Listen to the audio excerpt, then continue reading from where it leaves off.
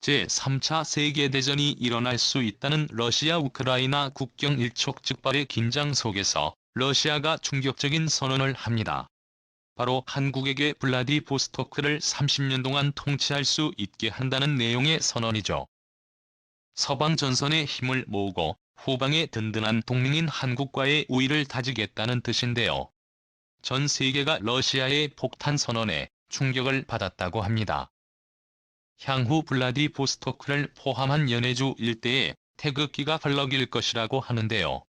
한국을 중심으로 벌어지는 심상치 않은 사건에 대해 지금부터 자세하게 설명해 드리겠습니다. 커져가는 우크라이나와 러시아에 대해 미국을 비롯한 서방 진영은 러시아의 침입에 민감하게 반응하며 러시아 군대가 우크라이나에 침입한다면 강력한 보복이 있을 것이라 경고했죠. 그러나 러시아는 서방 세계의 위협에도 불구하고 우크라이나-러시아 경계에 10만 명 이상의 병력을 배치하면서 한치도 물러서지 않겠다는 강경한 태도를 보이고 있습니다. 블라디미르 푸틴 대통령은 국방부 간부 회의에서 서방의 공격적인 태도가 계속된다면 군사적 조치가 있을 것이라고 말하며 우크라이나 침공은 서방이 어떻게 나오는지에 따라 달라질 것임을 암시했죠. 북대서양조약기구는 우크라이나 사태와 관련해 4만 명에 달하는 나토 신속 대응군 전투 태세를 조정해 언제라도 대응할 수 있게 준비하겠다고 밝히며 러시아의 강경한 움직임을 좌시하지 않겠다며 행동에 나섰죠. 러시아 역시 서방의 군사 움직임에 가만히 있지 않겠다는 태도로 최근 유럽으로 들어가는 천연가스 공급관을 닫았습니다. 에너지 대란으로 천연가스는 물론이고 탄소 배출 자원이 필요한 유럽은 러시아의 천연가스 공급 제한으로 경제적 타격을 입고 있습니다. 겨울을 나기 위한 연료조차 모자란 유럽은 러시아에서 공급되는 천연가스가 없다면 힘든 시간을 보내야 하는 상황인데요. 는 천연가스 자원을 무기로 삼아 유럽을 압박하고 있습니다. 현재 유럽 천연가스 가격은 장중 34% 상승하는 모습을 보였죠. 제3차 세계대전이 발생한다면 우크라이나에서 시작될 것이라는 세간의 예측대로 지금 두 나라 사이에선 말할 수 없는 긴장이 흐르고 있습니다. 러시아는 왜 우크라이나를 집어삼키기 위해 군사행동까지 나선 것일까요? 그 이유는 우크라이나의 전략적 가치 때문입니다. 슬라브계 민족의 대다수인 러시아는 대다수의 슬라브계가 살고 있는 우크라이나를 자신의 땅이라고 간주합니다. 과거 소련 시절 하나의 국가였다는 점 역시 무시할 수 없는 요인입니다. 게다가 우크라이나는 평야가 넓게 펼쳐진 비옥한 곡창지대로 유럽 2위의 농업 대국입니다. 한 2200만 톤의 밀을 생산해 유럽 국가에 공급하는 나라입니다. 동토의 러시아가 봤을 때 우크라이나는 경제적 군사적으로 꼭 필요한 땅입니다. 그렇게 서방 국가의 반대에도 불구하고 우크라이나 침공을 감행한 것이죠. 푸틴은 현재 서방을 향해 모든 신경을 곤두세우고 있는 상황. 그런데 이 모든 과정을 미리 예측한 인물이 있는데요. 바로 알렉산드를 죽인이라는 인물입니다. 알렉산드로 죽이는 슬라브 민족주의 운동가이자 유라시아당을 이끄는 지도자로 활약하는 인물. 러시아 정부 산하지정학연구소 소장을 역임하고 푸틴의 조언가로 활동하는 인물입니다. 그는 과거 지정학의 기초라는 책을 썼었는데요. 2010년 이후 일어나는 러시아의 행보를 놀라울 정도로 정확하게 맞추었습니다. 외적에서 영국을 유럽과 분열시켜야 한다고 주장했으며 미국의 불안정을 이용해 분리주의를 강화해야 한다고 말했는데요.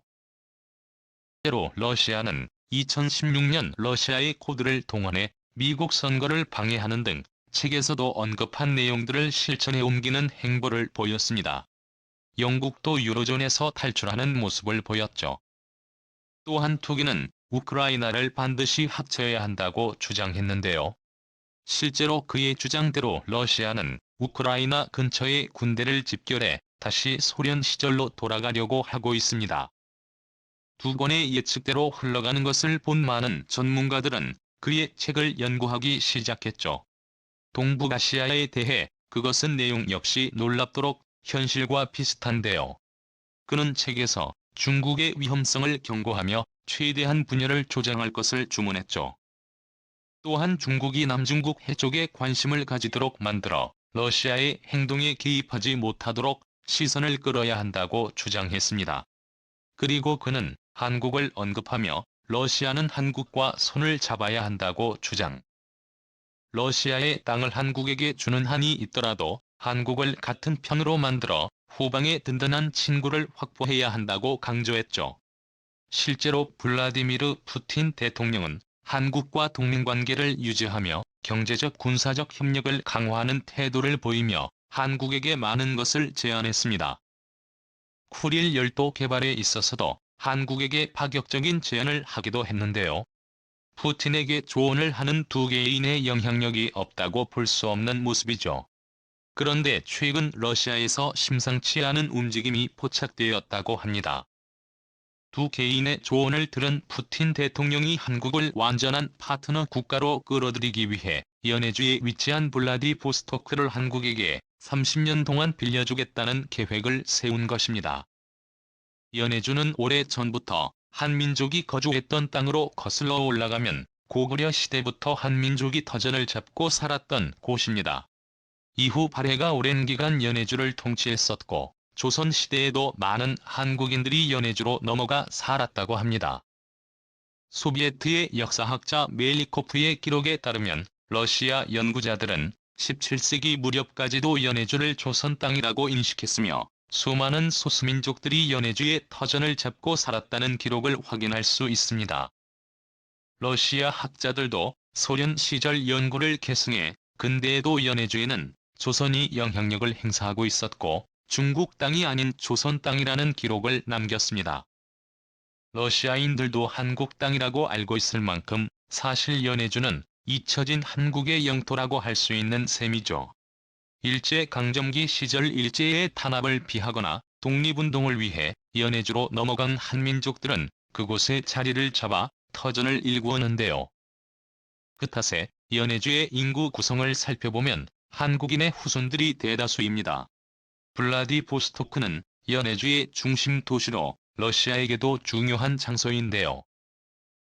되지 않는 항구를 찾던 러시아가 가진 얼마 되지 않는 부동항이기 때문이죠. 그런데 이런 땅을 러시아가 한국에게 30년 동안 빌려준다는 얘기가 나온 것입니다. 우크라이나로 군사를 결집하고 있는 러시아 입장에서는 후방에 중국과 일본 등 러시아를 노리는 이들의 존재가 껄끄러운데요. 특히나 태평양 함대를 출격해 러시아를 공격할 수 있는 미국의 존재도 러시아에게 있어 부담이 되는 상황입니다. 선을 정리해 힘을 집중하고 믿을 만한 동맹을 선정해 후방을 안정화하는 것이 두 개인의 핵심 아이디어였는데요. 이를 위해 영토 문제 촉을 지지도 않을 뿐더러 우호관계에 있는 한국을 최우선 파트너로 선택한 것입니다.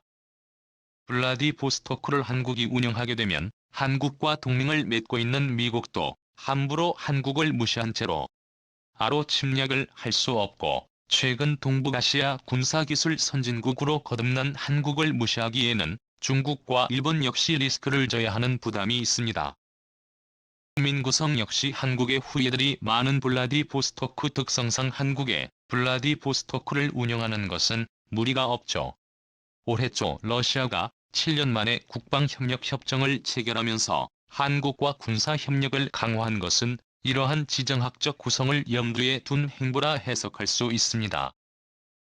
블라디보스토크를 중심으로 연해주 지역을 한국이 관장하게 되면 빠르면 내년부터 연해주 러시아 관공서에 태극기가 개양되는 모습을 볼 수 있게 되죠. 러시아의 과감한 행보에 전 세계가 충격에 빠졌다고 합니다.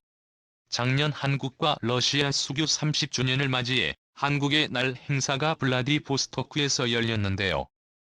연해주 주정부와 한국 총영사관이 참여한 대규모 행사에 러시아인들은 좋아하며 한국인과 함께 태극기를 흔들며 열렬한 지지를 보냈습니다.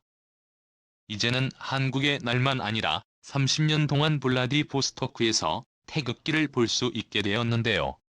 그전부터 러시아와 공동으로 추진했던 신북방 정책이 연해주를 통해 결실을 맺을 수 있게 되었습니다. 러시아 역시 강력한 우군을 등에 업고 서방 전선에만 집중할 수 있는 상황. 중국과 일본은 한국을 우대하는 러시아의 행동에 당황하지 않을 수 없었다고 하죠.